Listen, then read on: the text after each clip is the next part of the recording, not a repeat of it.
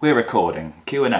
Hello, Q&A. It's 11:17 on a Sunday morning and I'm playing hockey all afternoon, so I thought I'd get on with it. It's been an interesting Q&A because there was some stuff that sort of happened in the middle of it which changed the dynamic this weekend quite a lot. Forgive me if I scratch my beard, it's at that stage where it's just itchy and I haven't charged my trimmer. I'm going to go for 30 minutes, I'm going to keep checking that this damn thing is working. Everyone seemed to enjoy my little joke last time about, is this thing on? Is it still on?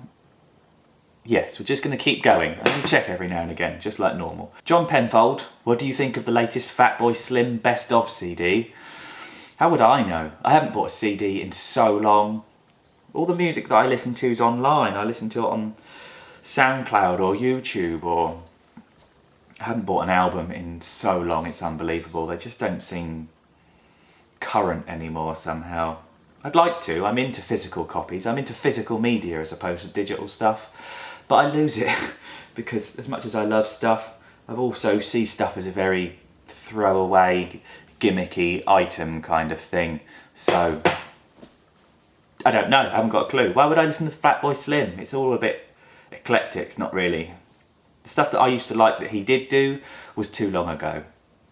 Because he used to do some proper ravey type stuff, or was that Moby? It's all the same. I don't know. I haven't got a clue. John Penfold again. What goal would you like to achieve this year, and where would you like to be lifestyle wise in the next few years? This year is going to be a big year because there's a very, very strong chance in the next 4 weeks that life's going to change a huge amount. I can't talk about it at all. So I can't talk about it, and that's pretty much all there is to it, which isn't like me. I don't normally do that, but it's too big. This thing is too big and too personal, and I can't. When the time comes, I'll let you know.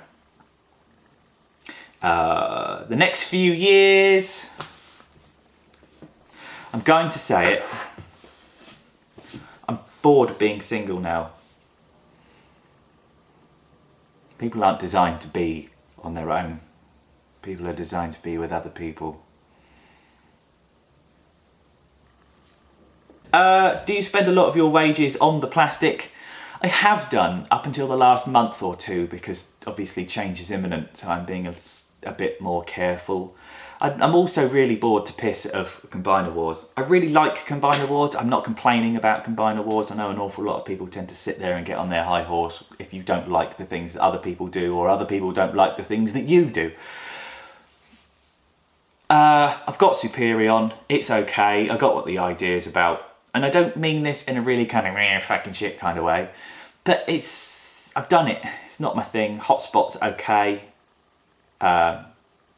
I'm just not into G1. That's what it is. I'm not into G1. And I know everyone else absolutely adores this whole thing because G1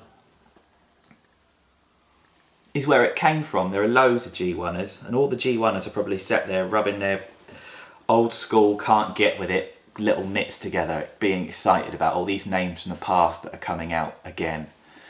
Which is brilliant. But it's just not my thing. There's no movies. Generations is finished now because obviously Generations is Combiner Wars. So as much as I love the big Megatron and bought the wrong one really, but there's nothing that really turns me on. There's nothing that I'm really looking forward to. The only thing that really gives me the boner at the moment is I'm going to buy something off H, which is going to make me so happy when it comes through. It's unbelievable. And I really want a War Dog. I want the Warpath repaint, third party thing, which I will never get because it's going to be for 50, 60, 70 pounds for one figure. Camera turned itself off. Do you see why I'm finding it so annoying? I wish it didn't do it, but it just does, and I can't work out what's going on. I'm going to have to buy a new video camera one day, or work out what's wrong with this one, but I just can't be bothered. I'm not good with that sort of stuff.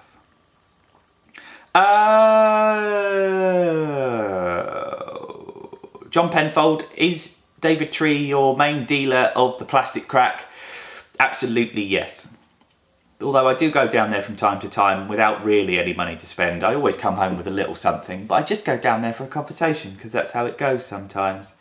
Dale Bentley, with you being a DJ, are there any clubs, venues that you're nostalgic about?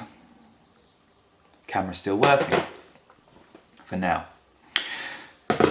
DJing was a weird time in my life because I don't feel nostalgia for places or venues, but I really would love to go back and redo that time in my life because it was just great. And I don't know if any of you have ever done anything that requires for you to be the centre of attention for a large number of people, but when you do DJ and it's going well and you're in the middle of a set and everyone's loving it and there's loads of smiles and the music's loud and the lights are good, and that is a very, very, very difficult thing to reattain. It's a very difficult ideal to chase through the rest of your life, through the rest of humanity as such. It's a very, very, very big, very large, very sexy buzz. And I must admit, I know an awful lot of people who have DJed that once they stop DJing, for whatever reason, through circumstance or choice or whatever, it's really hard to go back and try and find that again. I've never come across a buzz like it. And I probably never will again. That was probably as exciting as it gets. No. And yes. I'd love to just go back and do it again. Just one more time doing a set out for real people that actually enjoyed it. And just one more time of really feeling in it, in the middle of it, doing something sexy. Adam White, what do you think of the mysterious reaction baiting creature known as Transformer Comics? I haven't got a clue what you're talking about. I don't know what that means. It might be something that happens in different circles. Ian Payette, apart from models of starships, what other type of model kits do you build? Did you have a model kit as a birthday or Christmas present that sparked your interest in model building? I had so many models when I was a kid, it was unbelievable. I built a whole fleet of F-14 Tomcats. I think it all started off because we went to a holiday camp, like a Butlins or something along those lines. I was far too young to remember where I was and what I was doing. But because I've never ever really enjoyed the throng of having loads of people around, even at a very young age, which is something that I've spoken about in therapy actually. The therapist sat there and found it interesting because most people like to get involved because they haven't learnt their social awkwardness by then, but I've always had it. It's always afflicted me. I built instead of going out and doing all the fun things with all the swimming pools and all of the stuff like that were offered at this particular holiday venue, I spent the whole time in the chalet building a B-52 Flying Fortress, which I think really upset my mum because she wanted me to be out having fun, and what she didn't realise is that being out with loads of people wasn't fun. It's still not fun. I fucking hate it. And being inside painting a Flying Fortress was great. And then it got broken and damaged on the way home because I built this thing while I was on holiday and had to sit with it on my lap and something fell on it and broke the propellers off. C'est la vie. It looked shit, but I was massively proud of it. I've always built stuff. I enjoy building stuff. I like fixing stuff and taking stuff and making it from one thing into another. Paul Gowland, all right, Dave Mara, some food questions for you. Do you prefer Indian or Chinese? Chinese I've only discovered recently, but we actually have a Chinese in Southampton that we go and sit at every now and again, and I've been there about 5 times and eaten the same meal every time. I don't want to eat a different meal. It's just part of the way I am. What is your favourite dish? Pizza. And what sauce do you ask for on a doner kebab? I've never had a doner kebab, so I wouldn't know. Just the look of this tray of shit meat with loads of old veg all over the top of it just turns, I don't want to eat that. Gary Churm, will Robert Kirkman change the TF universe forever with his new vision? Let's hope so. Let's hope so. I love the movies. The movies are my thing. If you were to ask me what is your favourite Optimus Prime, Dave, then I would say movie Optimus Prime, and specifically I would say Dark of the Moon Optimus Prime, which is the one that people tend to not like specifically because he is Give Me Your Face Optimus. He's the one that says, "We will kill them all," and pointed with 2 fingers. That's my favourite one. So movies is very special to me. The reason I'm back into Transformers in the way that I am is due to the movies. So when all these people sit there and whine on about G1 or the comics, Madumty, whatever that means, or what, I don't care. I actually just don't care about all of that sort of stuff. I like the artwork in it, but that's not my thing. I like the movies. And if someone takes it in a way that's small, secluded stories about one specific thing instead of trying to tackle an entire universe at once and failing horribly in it. I'm also really up for some new writers because what's going on at the moment is just, you're taking a really, really good hour and a half and turning it into a very, very average and poor 2.5 hours, and it's not working. I can't say any more than that, can I?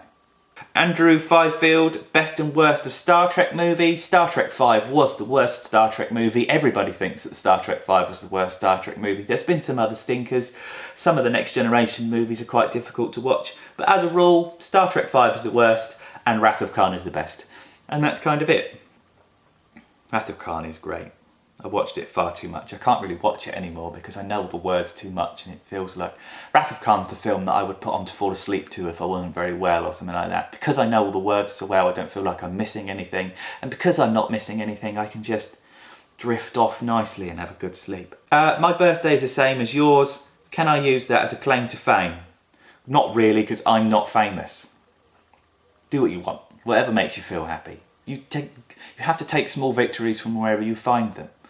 That's a very important lesson for life. You have to remember that. You have to take small victories from wherever you find them. If you wait for great big victories and consider that movement in your life, then you're going to be bored and waiting for too long. You have to learn to seek out the victory in humanity. Dave Shotton, have you ever wanted to bone your cleaning lady? Both of our cleaning ladies are in their 60s, but I think one of them would like to bone me. Been to the cinema lately? By Richard Joseph Delafield. Yes, I went to see Age of Ultron. I enjoyed it. It wasn't what I expected. I'd quite like to see it again just to sort it out in my head what I think of it. I think it's a very good standalone film without being part of the Avengers. I would like to have seen the idea be a little more explored as an idea outside of the Avengers phenomenon, because I think we should leave the Avengers to just shooty bang bangs and not dealing with sort of is artificial intelligence the beginning or the end of us.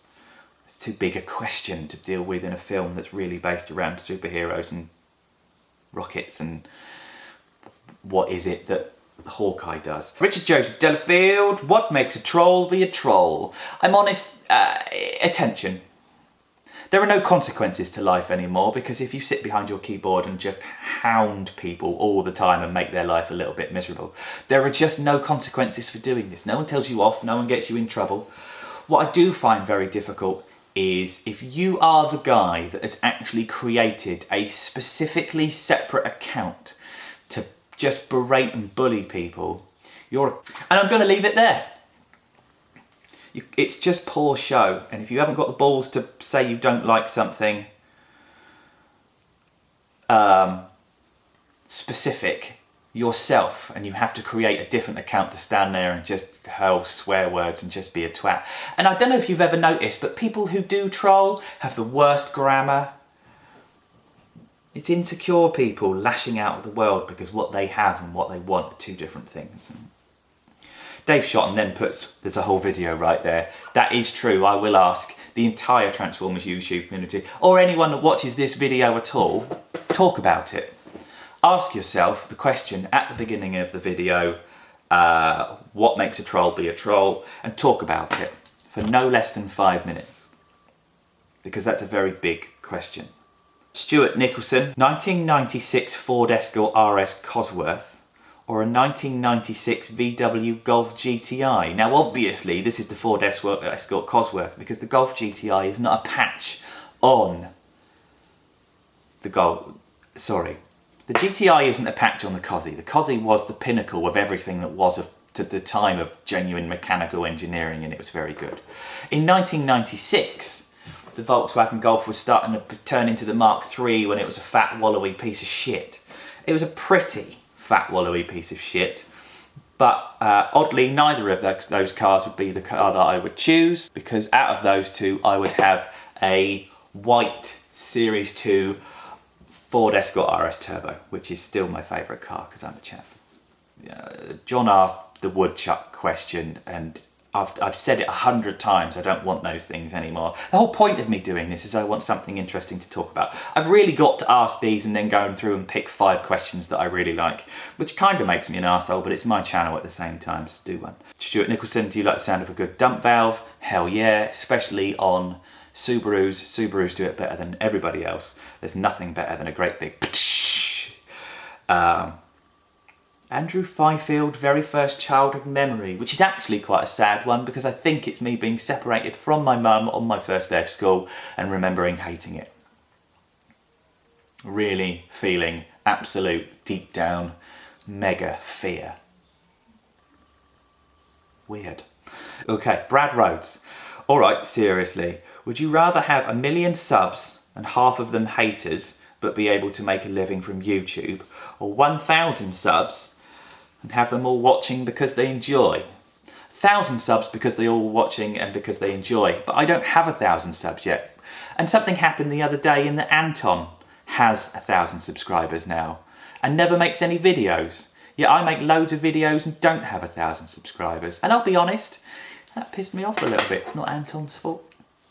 But I think it's because I'm sweary and don't really actually talk about specifically Transformers that much. I know I've done some reviews lately. For the last 2 Thursdays when I promised I was going to do reviews, I've ended up just with a different topic to talk about that has been Transformer based. And to be honest with you, that's the bit that I enjoy. That's the whole point of me saying, why ask stupid questions? Because where do they go? If you ask how many chucks would a woodchuck chuck if a woodchuck could chuck wood, what's the fucking point in me talking about that on a video? What are you going to gain by me talking about woodchucks on this facility? Where's it going? What's the attraction? What's happening? Blah, blah, blah. Definitely 1,000 people that I can talk to on a regular basis than 1 million people. But if it means I could make money off it, then I can quite happily hit the block button. It doesn't really make any difference. Because whatever. It's all about interaction. That's what. If you'd asked me 2 years ago, 3 years ago, I would definitely have said a different answer. To ask me now, I'm going to stick with that one. Sammy Sadek, which Star Trek character do you see yourself as? None of them. None of them. Because all the people in Star Trek are very, very good in their field at doing what they do.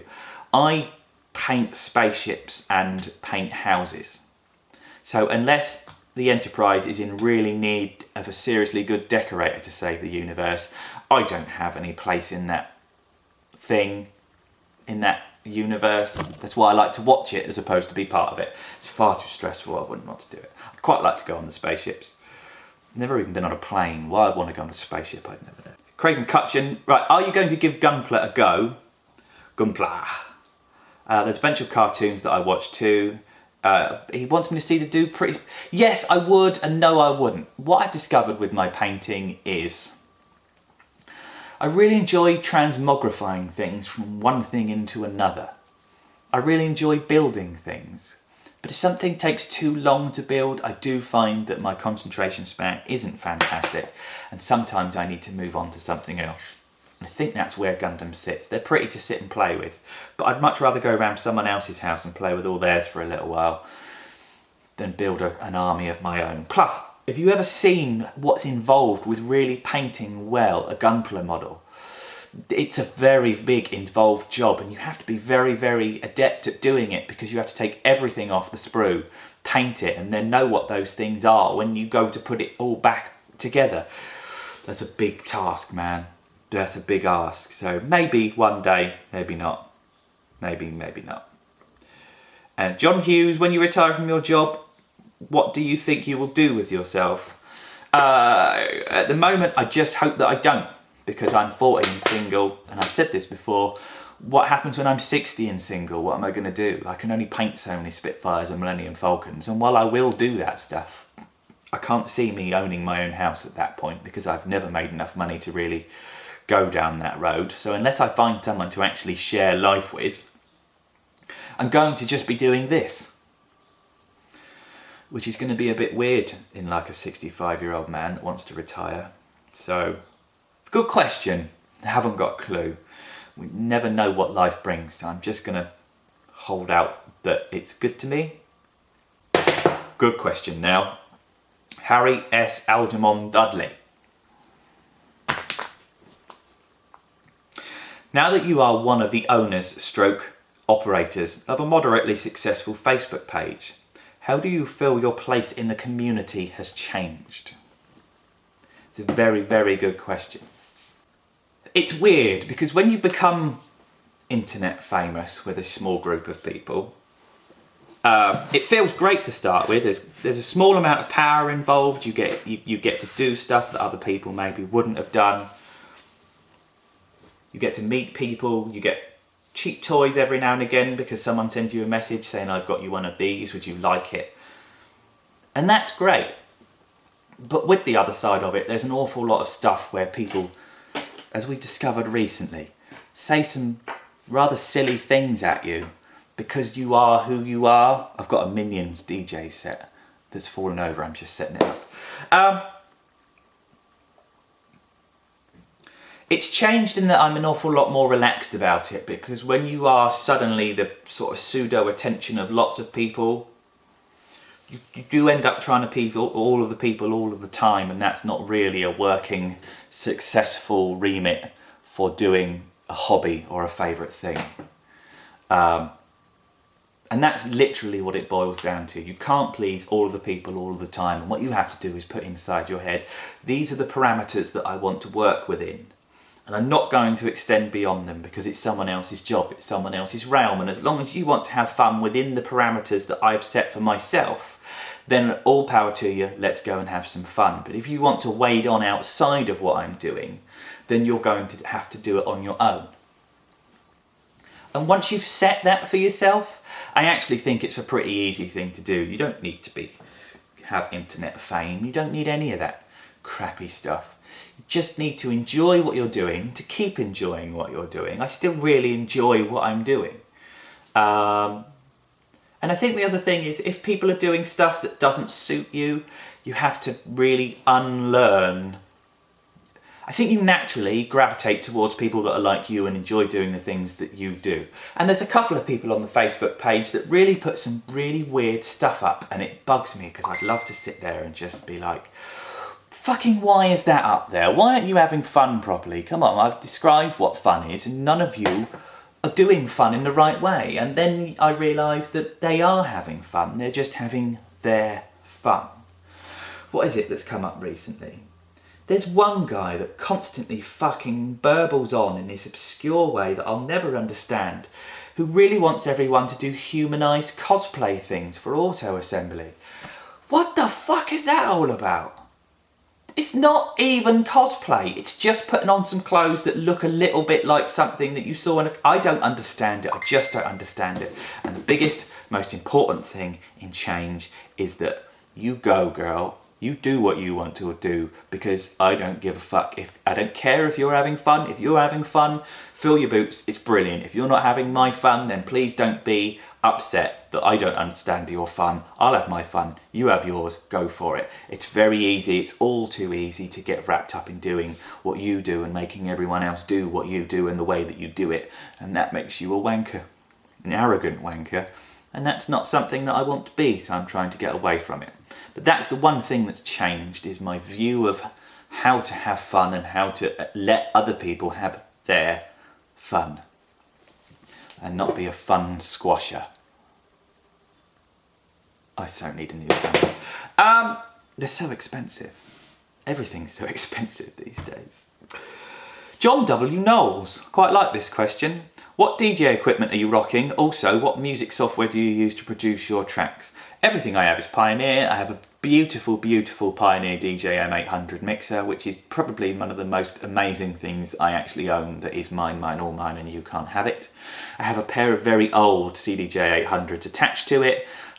which were the pinnacle of everything that was to be at the time, and then they weren't after like 5 minutes, because DJ equipment evolves at the same rate that computers do, and if you buy the very latest thing today, by the time you blink and you've got it, no one likes it because there's a new thing that's just come out and everybody wants it. The problem that I've got is that to replace my CDJs, which don't really work very well anymore, and one of the cue buttons is broken and one of the platters makes the track go backwards even if I don't want it to sometimes, they're like £600 each for even basic level ones. So I'm going to go down a different road soon, and I'll show you all about it when I do. And I also use Cubase 5 on a PC because it's a hacked copy, and I don't want to buy Cubase 8, I don't use it enough. I'm shit at doing it. I just enjoy it, I can't give it up. There you go. John, what was your thoughts on Gotham? I haven't seen it. Dean Goodwin, have you ever seen a Prime figure and thought, that looks awful? Or do you love all Optimus toys? I quite like that question. That's quite a good question. I love all Optimus toys equally, but I do accept that there are an awful lot of Optimus toys that aren't particularly good Optimus toys.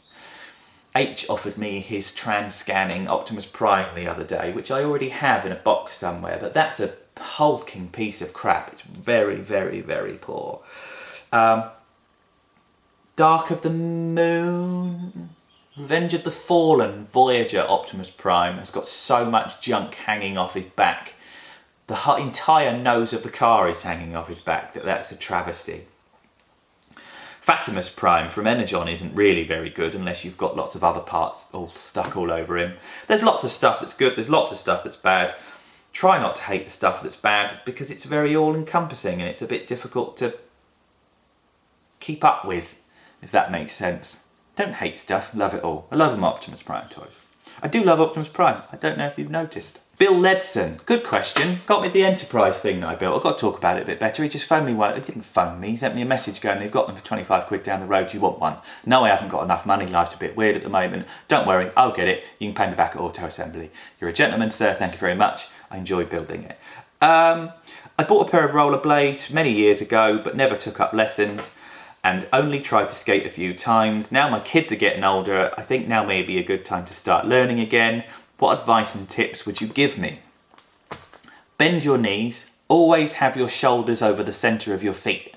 Stick your arse out as much as you can, because as much as you'll look daft to start with, you'll actually learn a lot better, because the lower your centre of gravity means that if you fall forward you can bend your knees, but if you fall backwards you can straighten your knees, change your centre of gravity and reclaim the balance that was once yours. If you are scared and skate with your knees straight and your back straight, it sounds like you're doing a good thing to be nice and solid where you stand until you fall backwards, because what do? You've got no change of centre of gravity left to be able to do anything. Always buy wrist guards. If you're going to do rollerblading, just buy wrist guards, because I promise you, the first thing you're going to hurt is your wrists, because you're going to fall over, put your hands out to save yourself and crack. There they go. So many kids with broken wrists and fingers and that sort. Buy wrist guards, buy your children wrist guards, you think, and a helmet obviously, but everyone buys knee pads and elbow pads because you think they're the most important thing, but you land on your hands first so much of the time. That's definitely the way to do it. Enjoyed that one. Can the Rangers beat the Lightning? No, they can't, because we found out the answer to that one. What was your favourite Game Boy game? Never had a Game Boy. Never had a Game Boy. So not into computer games. I wish I could be. They just don't hold my attention for long enough. Dr. Crusher, or the one with the black hair who was fit. I'm no good with Star Trek. Can't remember her name. That wasn't Dr. Crusher. Dr. Crusher was Ginger. So you'd think I'd like her more. The one you're talking about is Deanna Troi, played by Marina Sirtis, who's just cockney as fuck in real life and just does my head in. She always looked like she was about to cry though. Yes, she did, because she was an empathic person who was, if you could put a film on, she'd definitely cry at a film. It doesn't bother me because my mum cries at everything, so I'm sort of used to it. H put underneath that, data. Very funny. Look at all the shit that's on this. Fucking hell.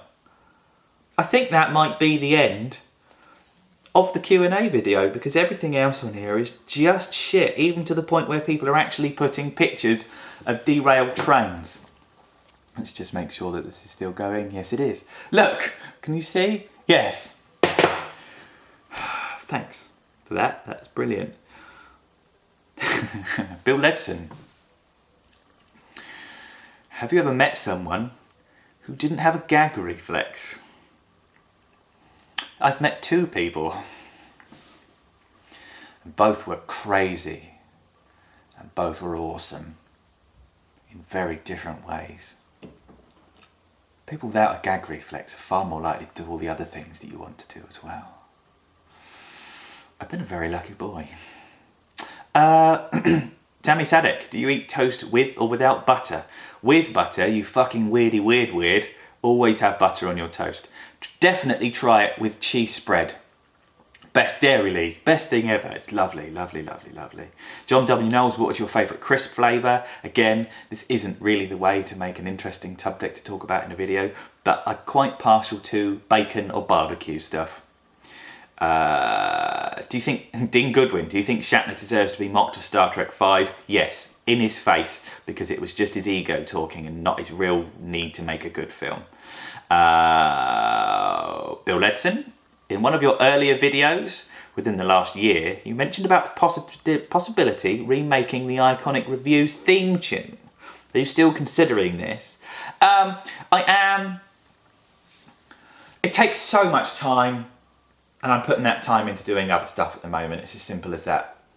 I'm doing music on Tuesday nights with my friend Darren. What we're doing is all right. It doesn't really faze me. I've just purchased the most beautiful set of monitor speakers that sound so round and glorious and nice. I'm going to pick them up tonight. I've heard a set before. I can't believe I'm going to own a pair, and they're ludicrously expensive, and I got them for a very good price, which I could have really done without before AA, but that's just how it is, man. There you go.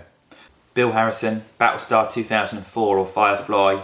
Firefly. Never seen Firefly. I've watched 2 or 3 episodes, not very good.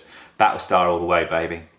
How sad are you for the Rangers? I was properly gutted. I've never been into sports. I've been into my sports.